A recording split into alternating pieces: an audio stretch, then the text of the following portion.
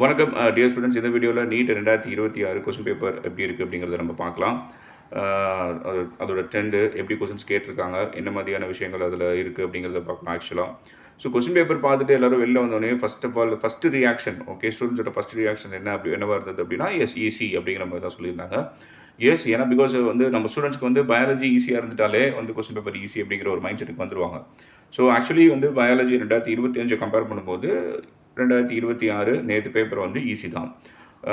Because ஏன்னா உங்களுக்கு 2025 ரொம்ப லென்த்தியான பேப்பர்ஸ் இருந்துச்சு. அசர்ஷன் ரீசனிங் கொஸ்டின்ஸ் நிறையா இருந்துச்சு. ஸோ அதனால் டைம் அதிகமாகிடுச்சு. பட் இந்த வருஷமும் லென்த்தியாக தான் இருக்குது. பட் என்னென்னா அசர்ஷன் ரீசனிங் கொஸ்டின்ஸ் இல்லை, ஸ்டேட்மெண்ட் கொஸ்டின்ஸ் வந்து கொஞ்சம் நிறையவே இருந்துச்சுன்னு வச்சுக்கோங்களேன். பட் மற்ற கொஸ்டின்ஸ்லாம் பார்க்கும்போது ரொம்ப ஒரு எக்ஸ்பெக்டட் 2024, 23 எப்படி ஒரு பேட்டர்ன் இருக்குமோ அந்த பேட்டர்னை தான் வந்து 2026 ஃபாலோ பண்ணியிருக்காங்க. 2024, 2023 அந்த பேட்டர்ன். ஸோ ஓகே, அந்த ப்ரீவியஸ் இயர் கொஸ்டின்ஸ்லாம் கொஞ்சம் நல்லா பார்த்துருந்தா அந்த பயாலஜி ரொம்ப ஈஸியாக இருந்திருக்குன்னு வச்சுக்கோங்களேன். அஃப்கோர்ஸ் பயாலஜி ஈஸியாக இருந்தனால கொஸ்டின் பேப்பர் ஈஸி அப்படிங்கிற மாதிரி சொல்லிட்டாங்க.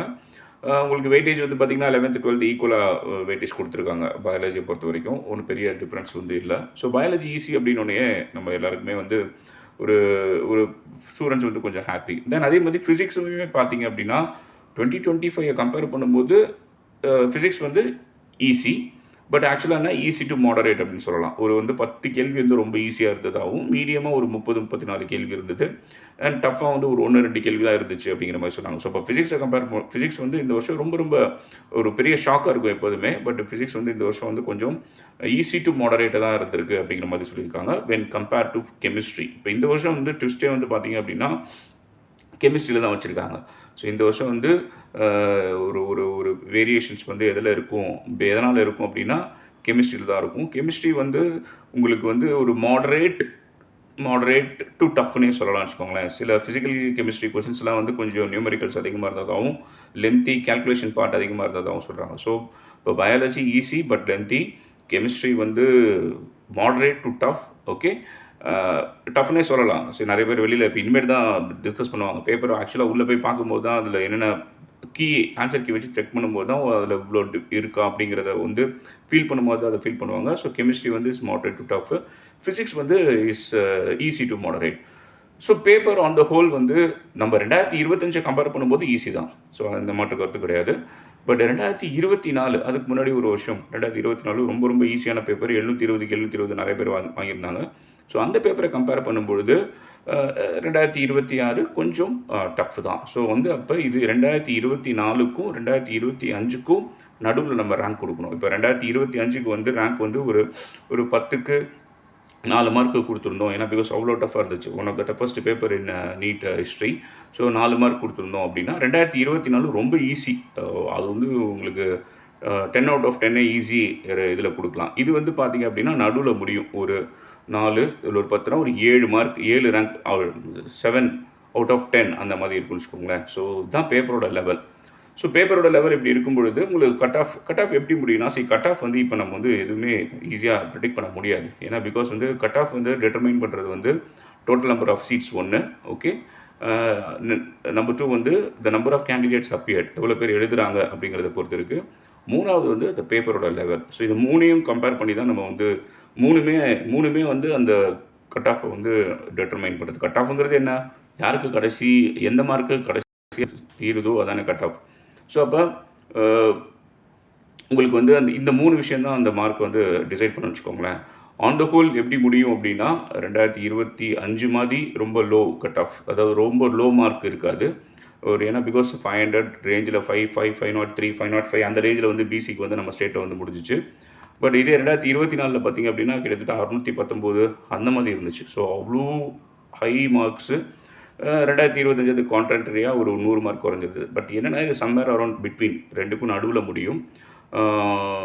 2025 ஒரு 50 மார்க் 60 மார்க் அதிகமாக வச்சுக்கலாம். ஜென்ரல் கேட்டகரியை பொறுத்த வரைக்கும் ஒரு மேபி ஒரு 70 மார்க்ஸ்மே நீங்கள் 70 மார்க்ஸ் வரைக்கும் வச்சுக்கலாமே. ஒரு 60 to 70 மார்க்ஸ் நீங்கள் வச்சுக்கலாம். இது எல்லாமே வந்து ஒரு ஒரு ஒரு என்ன சொல்கிறது, ஒரு ஸ்பெக்குலேஷன் தான், ஒரு ப்ரெடிக்ஷன் தான். இது எப்படி முடியும் அப்படிங்கிறது ஆக்சுவலாக கவுன்சிலிங் முடிஞ்சதுக்கப்புறம் தான் நமக்கு நல்லா தெரியும். பட் 2025 விட கட் ஆஃப் அதிகமாகும், பட் 2024 விட கம்மியாக இருக்கும் அப்படிங்கிறது தான் இங்கே உண்மை. எக்ஸாம் முடிஞ்சிருச்சு, நோ ப்ராப்ளம். இப்போ வந்து அடுத்து என்ன பண்ணலாம் அப்படிங்கிறத நம்ம பார்க்கலாம். ஜஸ்ட்டு வந்து பேரண்ட்ஸ் வந்து ஸ்டூடெண்ட்டுக்கு சப்போர்ட்டிவாக இருங்க. என்ன கவுன்சிலிங் முடிகிற வரைக்கும் நம்ம வந்து வி ஹேவ் டு ஸ்டுட் டால். நம்ம வந்து நிற்கணும். கவுன்சிலிங் உங்களுக்கு ஃபஸ்ட்டு இப்போ அடுத்து இப்போ நிறையா ஆன்சர் கீ வச்சு செக் பண்ணணும். அப்புறம் தென் என்டிஏ வந்து அஃபிஷியல் கீ ரிலீஸ் பண்ணுவாங்க. அதை வச்சு செக் பண்ணணும். தென் வந்து உங்களுக்கு ரிசல்ட் வரும். ஆக்சுவல் ரிசல்ட் வந்து பார்த்திங்கன்னா, உங்களுக்கு பாருங்கள் எவ்வளோ ஸ்டேஜஸ் கடந்து போகணும். எக்ஸாம் முடிச்சாச்சு, அப்புறம் வந்து என்டிஏ ஆன்சர் கீ வச்சு செக் பண்ணணும். அப்புறம் 3வது வந்து ரிசல்ட் வரும். தென் அதுக்கப்புறம் வந்து ஆல் இண்டியா வரும். அப்போ ஆல் இண்டியா வந்தாலுமே வந்து நமக்கு நம்ம தமிழ்நாட்டில் என்ன சினாரியோங்கிறது நமக்கு தெரியாது. தமிழ்நாடு ரேங்க் வரணும். பட் இதெல்லாமே கொஞ்சம் கொஞ்சம் போக போக தான் நமக்கு ஒரு கிளாரிட்டி கிடைக்கும்னு வச்சுக்கோங்களேன். ஸோ இப்போ எக்ஸாக்டாக என்ன மார்க் அப்படிங்கிறத நான் சொல்லிட முடியாது. பட் இதுதான் ஒரு ஒரு ஒரு 60 மார்க்ஸ் வந்து நீங்கள் அதிகமாக வச்சுக்கோங்க. 60 to 70 மார்க்ஸ் வந்து நீங்கள் 25 விட அதிகமாக வச்சுக்கலாம் ஒவ்வொரு கேட்டகரி வைஸும். ஏன்னா அதில் எவ்வளோ பாப்புலேஷன் இருக்குன்னு நம்ம சொல்ல முடியாது. இப்போ கீழே நம்ம வந்து முதல்ல ஆல் இண்டியா கோட்டா முடிஞ்சதுக்கப்புறம் திருப்பி தமிழ்நாடுக்கு கீழே வருவாங்க. ஸோ அப்போ வந்து ஒரு டோட்டலாக நம்ம தமிழ்நாட்டில் எத்தனை பேர் எழுதியிருக்காங்க, கேட்டகரி வைஸ் எவ்வளோ பேர் இருக்காங்க, எவ்வளோ மார்க் பர்ஃபார்ம் பண்ணியிருக்காங்க அப்படிங்கிறது எல்லாமே போக போக தான் தெரியும். இப்போ எதுவுமே தெரியாது. தென் கவுன்சிலிங் வந்து நம்ம ஆல் இண்டியா கவுன்சிலிங் ரொம்ப ரொம்ப முக்கியமான விஷயம். ஆல் இண்டியா கவுன்சிலிங் எல்லோரும் அட்டன் பண்ணி ஆல் இண்டியா கவுன்சிலிங்கில் நம்ம தமிழ்நாட்டில் இருக்கிற ஆல் இண்டியா கவுன்சிலிங்கில் 15% கோட்டா சீட்ஸ் எடுக்கணும். ஸோ அப்படி எடுத்தால் தான் நிறையா ஒரு பெனிஃபிட். இப்போ நிறையா மார்க்ஸ் வந்து நம்ம பார்க்குறோம். நிறையா வந்து கொஞ்சம் 600 + 650 எல்லாமே நம்ம கேள்விப்படுறோம். ஸோ அப்போ அவங்களாம் என்ன பண்ணணும் அப்படின்னா, ஈவன் ஒரு 550+ எடுத்தவங்க எல்லாருமே, 580+ எடுத்தவங்க எல்லாருமே வந்து ஆல் இண்டியா கவுன்சிலிங் அட்டன் பண்ணி ஆல் இண்டியா கோட்டாவில் 15% தமிழ்நாடு சீட்ஸை நம்மளே எடுத்துக்கணும். ஸோ நம்மளே எடுத்தால் அப்போ வந்து மற்ற ஸ்டூடெண்ட்ஸுக்கு நம்ம மார்க் கொஞ்சம் கம்மியாக இருக்க ஸ்டூடெண்ட்ஸுக்கு ஸ்டேட் கோட்டாவில் 85% கோட்டாவில் கிடைக்கும். ஸோ இந்த மாதிரி நிறைய விஷயங்கள் இருக்குது. ஸோ இப்போ எக்ஸாம் வேலை முடிஞ்சிருச்சு. இதுக்கு மேலே ஒன்றும் நம்ம எதுவும் பண்ண முடியாது. நம்ம அடுத்தடுத்து என்னென்ன பண்ணலாம் அப்படிங்கிறத நம்ம பார்க்கணும். கவுன்சிலிங் வரைக்கும் நம்ம போராடி பார்க்கணும்.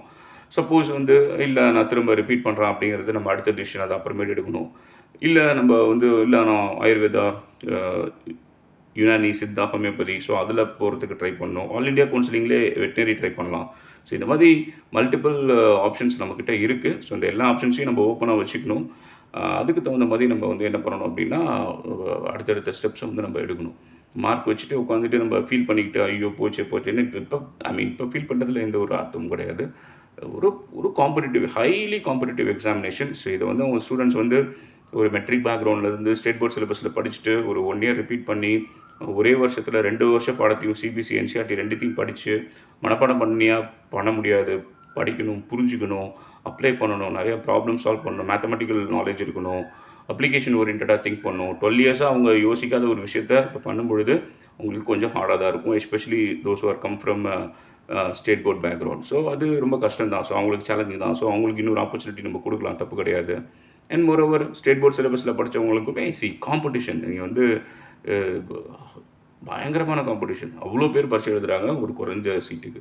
ஸோ அந்த காம்படிஷனில் நம்ம பசங்களை ஜெயிக்கணும் அப்படின்னா அதுக்கு நம்ம ஒரு பக்கபலமாக இருக்கணும். ஸோ அதனால் மார்க் கம்மியாச்சுன்னா திட்டாதீங்க. அடுத்து என்ன அப்படிங்கிறத நம்ம யோசிக்கலாம். Will see. Okay. So this is what paper 2026 பேப்பரை பற்றின ஒரு அனாலிசிஸ். Thank you so much.